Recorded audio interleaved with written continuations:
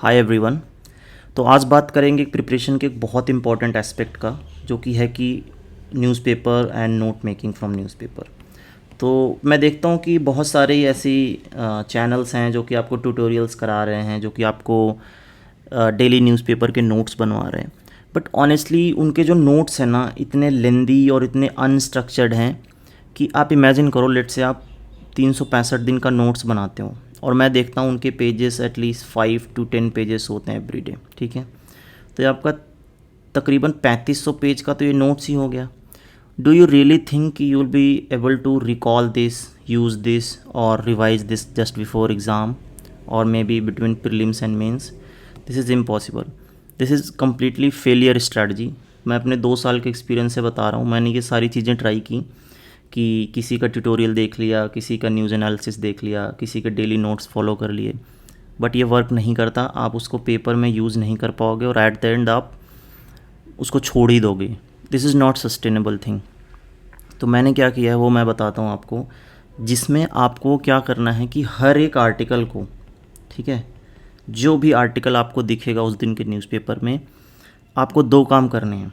पहला, आपको ये सोचना है कि ये सिलेबस के किस पॉइंट से आया है, ठीक है, और दूसरा आपको उसका 1 लाइनर या 2 लाइनर बनाना है, ठीक है, इससे ज़्यादा नहीं।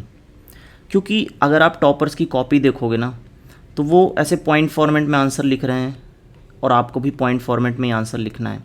और 1 लाइनर 2 लाइनर से ज़्यादा अगर आपने नोट्स बनाना शुरू किया या आपने किसी भी आर्टिकल को 1 लाइनर या 2 लाइनर से ज़्यादा नोट करना शुरू किया, ओवर द टाइम वो बहुत ज़्यादा ग्रो हो जाएगा और आप उसको यूज़ नहीं कर पाओगे कहीं भी एग्ज़ाम में। सो आज 26 अगस्त है। 1-2 एग्ज़ाम्पल देखते हैं कि मैं कैसे बना रहा हूँ। ये 2 काम कैसे करने हैं कि आपको कोई भी आर्टिकल दिखेगा, आपको उसका पहले तो सिलेबस से मैपिंग करनी है और उसके बाद आपको 1 लाइनर या 2 लाइनर बनाना है, ठीक है। तो इस वीडियो में मैं सिर्फ ये नहीं बताऊँगा कि हाँ ये करना है, मैं आपको एक्चुअल में दिखाऊँगा कि करना कैसे है, ठीक है। ये घौच पौच के लिए सॉरी, आप आई होप समझ गए होंगे। सो लेट्स से आज का कोई भी न्यूज़ ले लेते हैं कि जैसे ये आया है, laws to curb crime against women have been made stricter says Modi. तो लेट्स से इसको पढ़ते हैं कि इसमें क्या क्या बातें हुई हैं। कि संडे को विज़िट हुआ, उसके बाद वुमेन एट्रॉसिटी पे बात हुई, उसके बाद जो बंगाल रेप केस चल रहा है उसके बारे में इन्होंने कुछ बोला होगा। तो उसके बाद स्पीकिंग एट रैली ऑफ लखपति दीदी वुमेन सेल्फ हेल्प ग्रुप्स।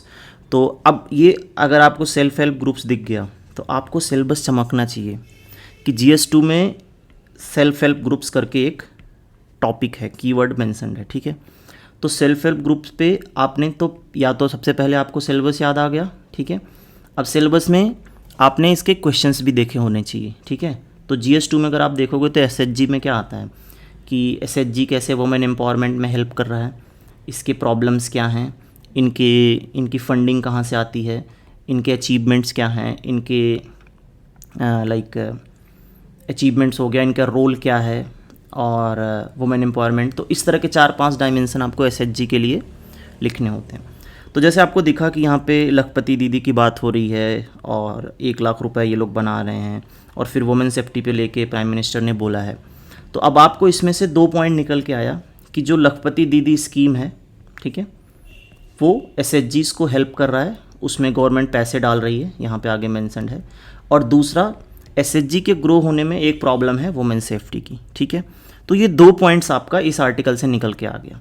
तो अब आपके पास पॉइंट फॉर्मेट में नोट होने चाहिए कि लेट से जैसे कि मैंने अपना बनाया हुआ है, तो हमारा SHG कहाँ आएगा, आपका आ जाएगा SHG गवर्नेंस में, ठीक है। तो ये आ गया, SHG का मैंने बना रखा है। सेम मैंने NGO का बना रखा है, लेट से कभी NGO का आएगा तो इसमें नोट करेंगे। तो SHG में है और SHG में आपको यहाँ जाके सीधा ऐड करना है कि लखपति दीदी scheme women earning 1 lakh per month, इससे आपका SHG को पुश मिल रहा है, इससे वुमेन एम्पावरमेंट हो रही है। अब यहाँ पे सेम आपका कॉलम एक होगा चैलेंजेस का, इसमें वुमेन सेफ्टी को लेके प्राइम मिनिस्टर ने बात की, तो women safety is also a challenge. तो इस पूरे आर्टिकल से आपकी सिर्फ वो 2 लाइनें ही इंपॉर्टेंट हैं।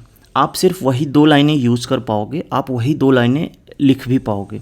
इसके अलावा इसमें जो भी दिया हुआ है, मैं कह रहा हूँ बहुत इंपॉर्टेंट हो, but it doesn't matter for you, ठीक है, ये यूज़ ही नहीं होगा तो आपको इसको पढ़ने का कोई मतलब नहीं है, इसका 2-2 पेज का नोट्स बनाने का। सो 2 काम करने हैं आपको। पहला, न्यूज़पेपर के किसी भी आर्टिकल से आपको सिलेबस को मैप करना है, ठीक है। उसके लिए आपको सिलेबस बाय हार्ट याद होना चाहिए, पता होना चाहिए, रिमेंबर होना चाहिए। आपने PYQs देखे होने चाहिए ताकि आपको डायमेंशंस पता चले, और उसके बाद आपको उसमें से 1 या 2 लाइनर निकाल के नोट करना है।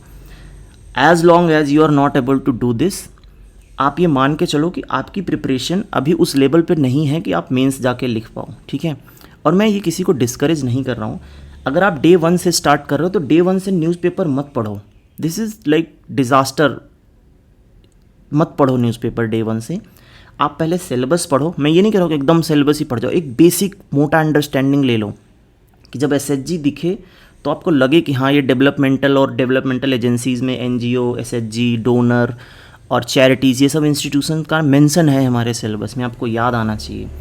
और उसके बाद PYQs देख के आप सॉल्व मत करो, उनके डायमेंशंस रट लो कि प्रॉब्लम्स पूछ रहा है, अपॉर्चुनिटीज़ पूछ रहा है, रोल पूछ रहा है, उनके डेवलपमेंट पूछ रहा है, गवर्नमेंट स्कीम पूछ रहा है, तो इस तरह से आपको याद हो जाएगा, ठीक है। तो चलो, एक ये एग्ज़ाम्पल हो गया। उसके बाद और कोई एग्ज़ाम्पल देख लेते हैं। लेट्स से ये देख लेते हैं कि drug money is endangering security and economy. तो ये देखते, जैसे आपने सिक्योरिटी देखा, ड्रग मनी देखा और होम मिनिस्टर देखा, तो आपको क्लिक होना चाहिए कि जो हमारा लेफ़्ट विंग एक्सट्रीमिज़म है, वो हमारे इंटरनल सिक्योरिटीज़ है, जो हमारी बॉर्डर सिक्योरिटीज़ है, वो हमारे सिलेबस का पार्ट है GS 3 में, ठीक है।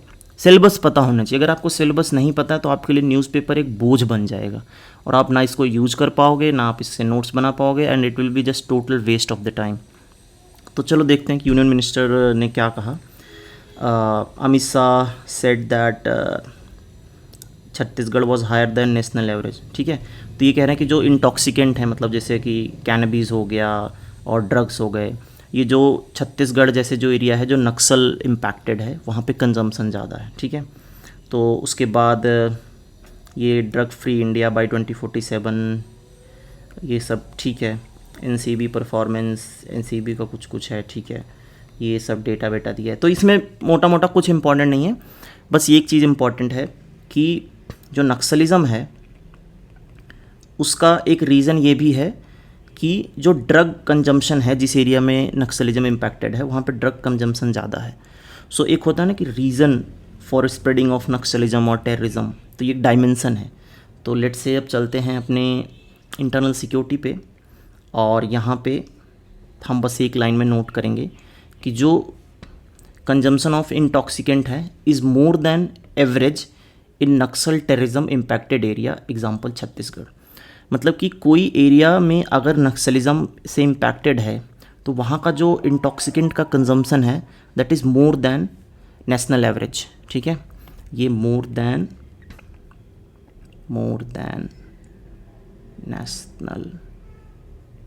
नेशनल एवरेज, ठीक है।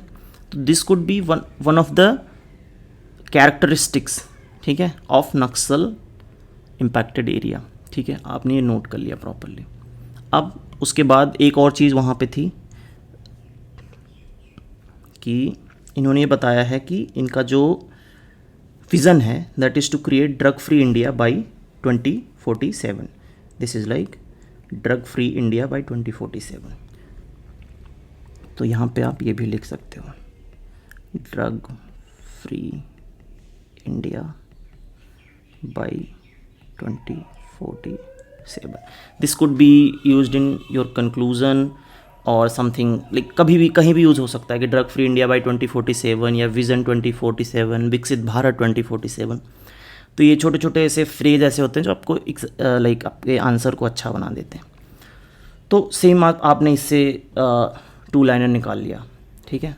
इस तरह से पूरे पेपर को जब आप पढ़ोगे तो मोस्टली 5 से 7 या 10 लाइन्स आपकी निकल के आएंगी जो कि आप अपने आंसर्स में या थ्रू आउट द पेपर आप यूज़ कर पाओगे।